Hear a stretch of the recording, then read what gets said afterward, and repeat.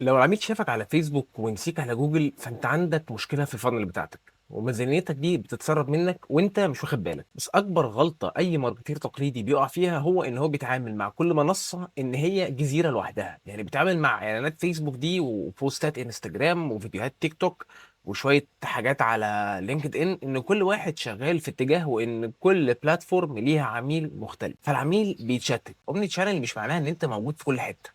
دي ممكن يكون اسمها مالتي تشانل، لكن اومني تشانل معناها ان انت بتهندس الرحله كامله، ان العميل يبقى متصل بكل اللي انت بتعمله بوست على كل التشانلز. في سايكولوجي معينه بنتبعها. يعني مثلا العميل ممكن يشوف الفيديو بتاعك على اليوتيوب وهو بيفطر، يفتح الفيسبوك وهو في العربيه يلاقي كيس ستادي بتاكد الكلام اللي هو سمعه، يعني يدور عليك في جوجل يلاقي موجود شويه بي ار اعلان بيجاوب على السؤال اللي في دماغه، يروح يشتري من الويب سايت بتاعك يلاقي اوفر. هنا مش بتلاحق العميل، انت مش بتجري وراه، انت بتبني ايكو سيستم بيحوط العميل بذكاء لحد ما يبقى الاوبشن الوحيد المنطقي قدامه هو ان هو يتعامل معاك. وهنا بيجي دور الهيد اوف ديجيتال او الشخص المخطط للموضوع ده. هو مش انسان بيتعامل مع كامبين، هو مش بيدوس على شويه زراير ويقوم عامل بيها اعلانات تلم داتا، لا، هو المايسترو اللي بيربط الداتا دي كلها ببعض، هو اللي بيتاكد ان البيكسلز اوفر اول او التراكنج تولز كلها قاريه العميل صح، الريتارجتنج مظبوط،